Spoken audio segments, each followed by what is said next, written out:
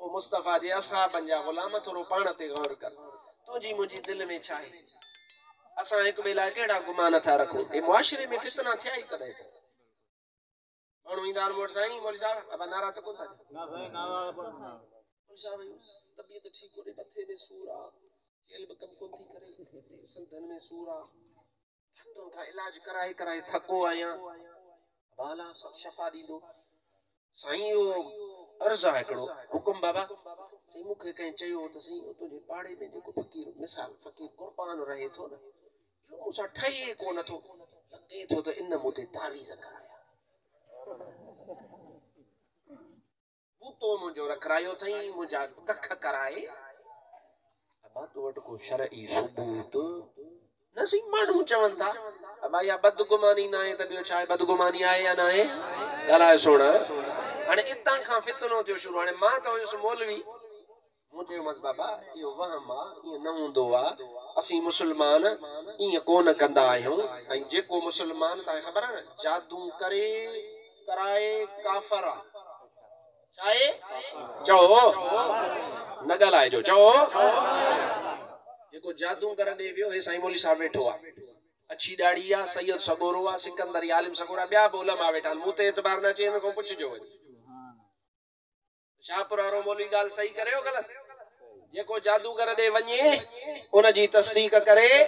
उन खां जादू कराए जादू करण वारो त पाण के काफर बणियो वेठो आ जो जादू करे पियो करण वारो भी काफर आ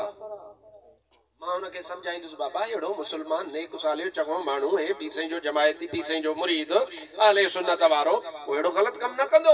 सी मुके फिलाणे मानू चयो अरे मु तो उनके नसीहत कई उन जो वाम कढी छडियो पर हुजे आ के डोकड़ वारे दे वनी हा यार बी तू गाल सही पियो करे पर हिसाब करे नालो त अगे खणी छडियो बाबा मौलवी साहब अहमद रजा तो ते तावीज़ कराया बाबा मौलवी साहब फिलाणे तो तुसा ठई कोन तो साईं हाफिज अब्दुल गनी तो ते तावीज़ कराया हाणे ओरे अगे नालो बुधियो वेठो आ खबर पतस ओ पैन पनो खणी छा चंदो अच्छा माशाअल्लाह यो जंजी गाल तो करे ओ मानू अच्छो पटको भी बदंदो आ बाकी मोले अच्छो पटको बदे बाबा कारो चश्मो में पाइंदो आ हां सी चश्मा निशानी लगी अच्छा दाढ़ी बजे का है उन सुमारी कोने मुछू माशाअल्लाह वडियो दस हां या निशानी लगी पोड़ो आ हां हां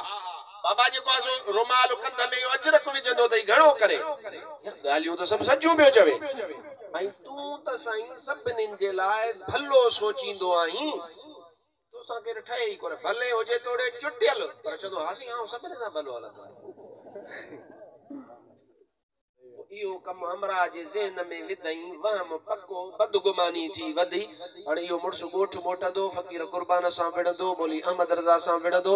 जेड़ो थियो शुरू इतां घर फिटी विया गोठ फिटी वया खानदान फिटी वया मुआशरो तबाह थियो सबब केड़ो या एकड़ी शई बदगुमानी कम के